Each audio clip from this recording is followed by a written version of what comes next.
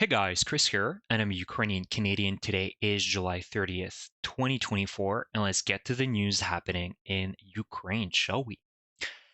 Let's talk about another massive Russian defeat in the area of Kurakhove. And if you guys remember, I reported on this front last week where the Ukrainians defeated the Russians in a similar fashion.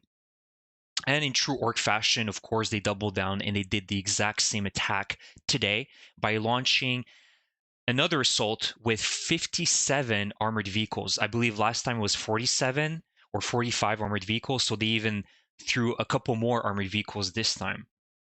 Thankfully, the Ukrainians were well prepared again to meet them, and it's been confirmed by the Ukrainian military, and even in the video that they shared and uploaded on social media, it's been confirmed that they destroyed 12 infantry fighting vehicles, 8 Russian tanks, 9 motorcycles, and a Chinese Desert Cross buggy.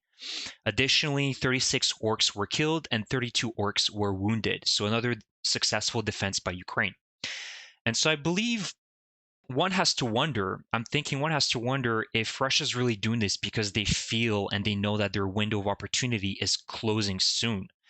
Because after all, in terms of artillery and tank stocks, it's dwindling like no tomorrow. And in June alone, it's been confirmed that the Russians lost 1,400 artillery pieces, and including hundreds of tanks as well. So they're losing them by massive amounts, and especially the increase can be felt in the last few months since the Russians launched their Kharkiv offensive in May.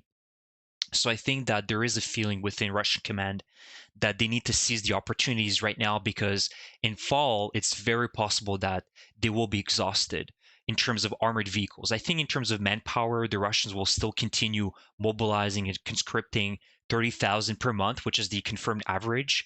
But in terms of armored vehicles, if you don't have them, it doesn't matter how many men you have, you're going to have a lot of difficulty moving quickly and moving efficiently against Ukrainian positions. However, that doesn't mean that the Russians will simply collapse on every front line. There are certain front lines that are problematic for Ukraine. I've talked about it. And speaking of that problematic front line, which is the Progress, Vovche, Ocheretine area, this is where, again, we continuously talk about Russian tactical gains. So every other day, the Russians move about 100 meters closer to the important city of Pokrovsk, and at this stage, the Russians are about 20 kilometers away from Pokrovsk, which is a Ukrainian city, a very important logistics hub for the Ukrainians. And there's a massive, important highway that runs through Pokrovsk that goes into Chasiv Yar and then goes to Vuhledar. And for the Russians, this is one, I think, one of their objectives is to cut it off. And the Ukrainians cannot allow the Russians to do so. So I really think that all the resources must be prioritized in this sector because this is where the Russians are seeing some success. Thankfully, today there is a video that was uploaded by the Ukrainian 110th Mechanized Brigade, which indicates and showed us the destruction of a Russian platoon that was heading towards the villages of Progress and Vovche. And so you can see that in this video that was uploaded, the Ukrainians used mortars, artillery, and also FPV drones, the classic combination. And they defeated this entire Russian infantry that was heading towards the front lines. So another successful defense by the Ukrainians.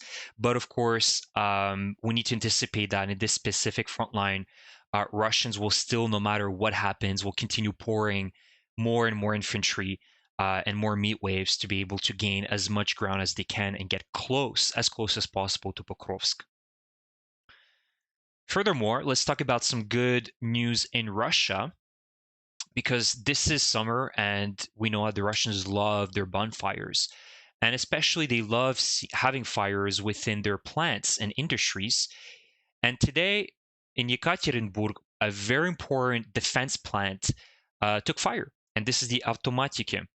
So this plant is apparently one of the largest enterprises in Russia in the field of development and production of control systems and radio electronic equipment for space technology.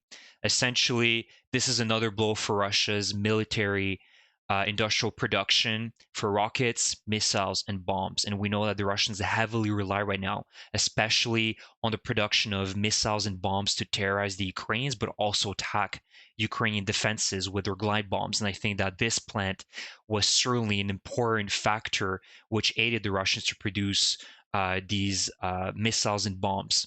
So let's hope that this will bring a severe, drought in the production of these FAB glide bombs, Kinjals, Iskanders, etc. And last but not least, let's talk about Hungary, the Trojan horse within the European Union. And so Hungary, yet again, it's not surprising to us, is compromising European security and is aiding Russia's hybrid war by allowing Russian agents to infiltrate easily. So what happened today is that Hungary published details of a new fast-track visa system for the citizens of 8 countries, which includes Russia and Belarus.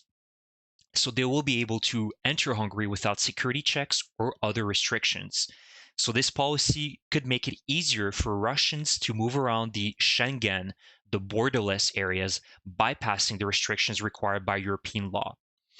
And essentially, this means that people that are outside the European Union who hold a European visa can move freely within the Schengen area, which covers over 29 countries, and most of them are in Europe.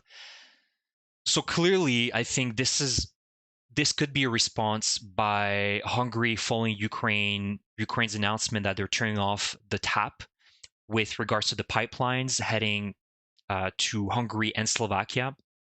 And so Hungary essentially responding by saying, well, you know what, we can just pour in a bunch of Russian citizens and Belarusian citizens and create chaos within Europe.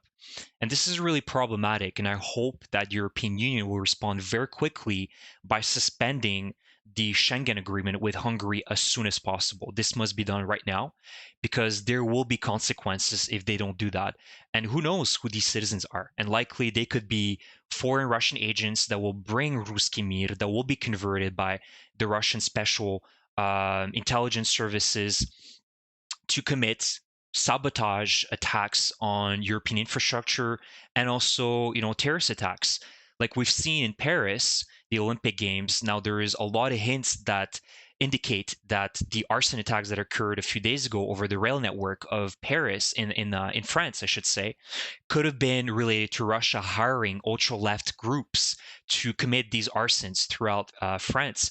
So Russia won't stop with these tactics, and so Hungary is aiding them with with these new policies that they're implementing to allow a fast track visa system for Russian and Belarusian citizens. So this is really concerning, and there needs to be consequences for Hungary's destabilizing actions. So you guys can let me know if you agree with my comments on this. But clearly, this is a problematic country, including Slovakia. Both of them have pro-Russian governments, and they're doing everything possible to destabilize not only the Ukrainian defense effort against Russia, but also destabilize Europe.